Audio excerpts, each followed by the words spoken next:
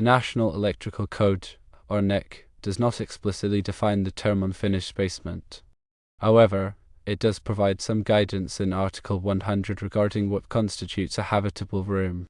A habitable room is a room or space in a structure for living, sleeping, cooking, or dining purposes occupied by one or more persons. On the other hand, an unfinished space is an attic or underfloor space that is not intended as a habitable room or that is not suitable for future use as a habitable room by reason of its inaccessibility, unsuitability, or lack of adequate egress facilities. Based on these definitions, a basement that has been renovated for use as a living space, such as for a pool table area or a home theatre, would likely be considered a habitable room. This is because it is intended for living and dining purposes and is occupied by people. The NEC requires ground fault circuit interrupter, or GFCI, protection for outlets located in unfinished basements. However, this requirement does not automatically apply to habitable rooms. An inspector's argument that a basement is unfinished simply because it does not have carpet or tile flooring is generally not supported by the NEC.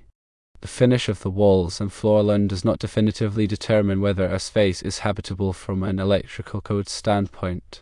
To further elaborate on ground fault circuit interrupter protection, it is designed to protect people from electrical shock. It works by monitoring the current flowing in a circuit. If it detects that some of the current is leaking to ground, which could happen if someone touches a live wire, it will quickly trip the circuit, cutting off the electricity. This can prevent serious injury or death. The NEC specifies where GFCI protection is required to enhance safety. The requirements are based on the potential for electric shock hazards. These hazards are more likely to be present in wet or damp locations such as bathrooms, kitchens, and unfinished basements, or areas where electrical equipment might come into contact with grounded surfaces. As mentioned, Article 100 of the NEC provides key definitions for understanding electrical code requirements. It's crucial to distinguish between habitable and unfinished spaces. The definition of a habitable room emphasizes the intended use of the space. If a basement is designed and used for living activities, it is more likely to be classified as a habitable room.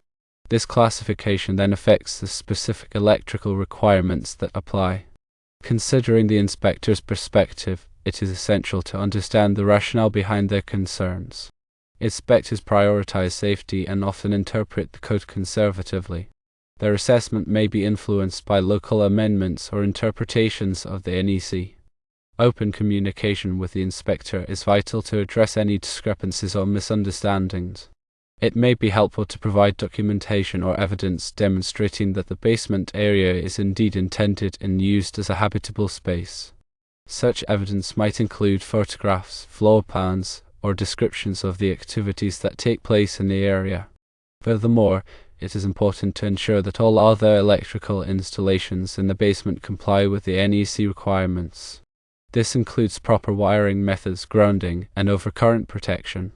Addressing any potential safety concerns proactively can help to alleviate the inspector's concerns and facilitate a positive outcome. The NEC is a comprehensive document, and its interpretation can sometimes be complex. Consulting with a qualified electrical contractor or engineer can provide valuable insights and guidance. These professionals have the expertise to navigate the code requirements and ensure that electrical installations are safe and compliant.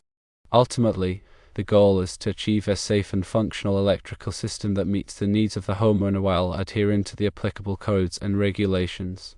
In the specific situation with the basement renovation, firstly, review the local amendments to the NEC, as municipalities can adopt changes. Secondly, document the intended use of the basement as a habitable space with photos or descriptions. Thirdly, ensure all other electrical work meets code requirements such as proper grounding and overcurrent protection.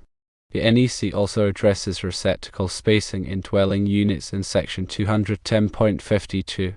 This section requires that receptacle outlets be installed so that no point along the floor line in any wall space is more than 6 feet, or 1.83 meters measured horizontally from an outlet in that space. This requirement ensures that extension cords are not used excessively, which can create safety hazards. In the context of a finished basement, the receptacle spacing requirements would apply to the habitable areas. Therefore, the pool table area and the theatre area should have receptacles spaced according to section 210.52. However, the NEC does not specify receptacle spacing requirements for unfinished basements. Therefore, the receptacle spacing requirements would not apply to unfinished areas of the basement. The NEC also addresses lighting outlet requirements in dwelling units in section 210.70.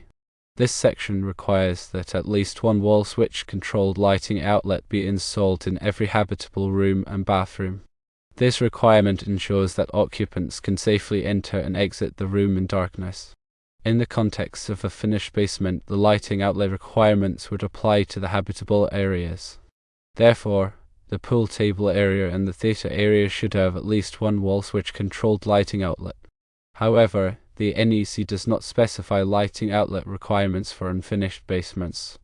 Therefore, the lighting outlet requirements would not apply to unfinished areas of the basement. The NEC also addresses smoke alarm requirements in dwelling units in section 210.85. This section requires that smoke alarms be installed in each sleeping room, outside each separate sleeping area in the immediate vicinity of the bedrooms, and on each level of the dwelling unit, including basements. This requirement ensures that occupants are alerted to a fire in a timely manner. In the context of a finished basement, the smoke alarm requirements would apply to the habitable areas. Therefore, smoke alarms should be installed in any sleeping rooms in the basement, outside any separate sleeping areas in the immediate vicinity of the bedrooms, and on the basement level. The NEC also contains numerous tables. An example is Table 310.15b16, which provides ampacity ratings for insulated conductors rated up to and including 2000 volts with not more than 3 current-carrying conductors in a raceway, cable, or earth directly buried, based on an ambient temperature of 30 degrees Celsius. These ampacity ratings are used to determine the appropriate size of conductors for electrical circuits. For example, if a circuit is expected to carry 20 amps, the conductors must have an ampacity rating of at least 20 amps. In the context of a basement renovation, it is important to select conductors with the appropriate ampacity rating to ensure the safe and reliable operation of electrical circuits. Another key aspect of electrical installations is grounding. Grounding is the process of connecting electrical equipment to the earth. Grounding provides a path for fault current to flow back to the source, which helps to trip overcurrent protective devices such as circuit breakers or fuses. This can prevent electrical shock hazards and reduce the risk of fire. The NEC specifies the requirements for grounding electrical systems in Article 250. These requirements cover the grounding of service equipment, separately derived systems, and equipment grounding. In the context of a basement renovation, it is important to ensure that all electrical equipment is properly grounded according to the NEC requirements. Another relevant NEC article is Article 314, which covers outlet, device, pole, and junction boxes, conduit bodies, fittings, and handle enclosures. This article provides requirements for the installation and support of these boxes and enclosures. In the context of a basement renovation where wiring is run in conduit along the outside walls, Article 314 would apply to the installation of outlet boxes and junction boxes. It is important to ensure that these boxes are properly sized, supported, and accessible. Another important aspect of electrical installations is overcurrent protection. Overcurrent protection devices, such as circuit breakers and fuses, are designed to protect electrical circuits from overloads and short circuits. These devices will trip or blow when the current in a circuit exceeds a safe level, which can prevent damage to equipment and reduce the risk of fire. The NEC specifies the requirements for overcurrent protection in Article 240. These requirements cover the selection and installation of overcurrent protective devices. In the context of a basement renovation, it is important to ensure that all electrical circuits are properly protected by overcurrent protective devices. The size of the overcurrent protective device should be matched to the ampacity of the circuit conductors. It is also essential to consider the specific requirements for different types of equipment, such as motors and appliances. The NEC also addresses wiring methods in Chapter 3. This chapter covers the various types of wiring methods that are permitted for use in electrical installations. These wiring methods include rigid metal conduit, electrical metallic tubing, non-metallic conduit, cable assemblies, and flexible cords. The selection of the appropriate wiring method depends on the specific application and the environmental conditions. In the context of a basement renovation, where wiring is run in conduit along the outside walls, the wiring method would typically be rigid metal conduit or electrical metallic tubing. These wiring methods provide good mechanical protection and are suitable for use in damp or wet locations. The NEC also addresses requirements for electrical equipment in specific locations in Chapter 5. This chapter covers hazardous locations, healthcare facilities, agricultural buildings, and recreational vehicles. While these specific location requirements may not be directly applicable to a typical basement renovation, it is important to be aware of them. For example, if the basement includes a wet location such as a bathroom or laundry room, the electrical equipment in that location must be suitable for use in wet locations. The NEC also includes informational annexes that provide additional guidance and information. These annexes are not part of the enforceable code, but they can be helpful in understanding the intent of the code and in applying it correctly. For example, Annex E provides examples of calculations for determining the size of service conductors and overcurrent protective devices. Annex E provides examples of conduit and cable fill calculations. These annexes can be valuable resources for electrical contractors and engineers. The NEC is updated every 3 years to reflect changes in technology and industry practices. It is important to use the latest edition of the NEC to ensure that electrical installations are safe and compliant. State and local jurisdictions may also have their own electrical codes and regulations which may be more stringent than the NEC. It is important to check with the local authorities to determine the applicable codes and regulations. The process of electrical inspection is a critical component of ensuring electrical safety. Electrical inspectors are responsible for verifying that electrical installations comply with the NEC and other applicable codes and regulations. They typically conduct inspections at various stages of construction, including rough-in, service installation, and final inspection.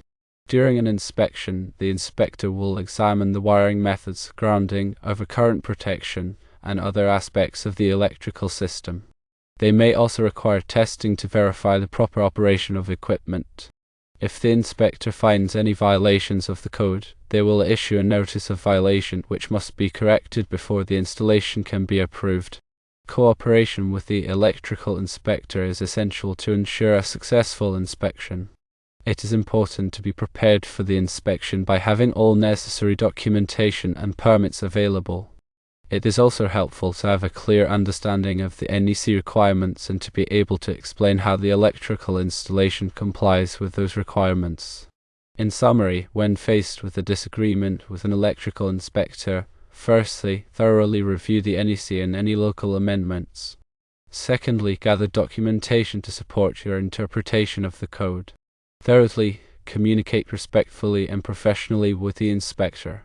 Fourthly, if necessary, seek a second opinion from another qualified electrical professional. Understanding the definitions, requirements, and rationale behind the electrical code is crucial for ensuring electrical safety and compliance in any electrical installation, including basement renovations. Remember to always consult the latest edition of the NEC and to comply with all applicable local codes and regulations.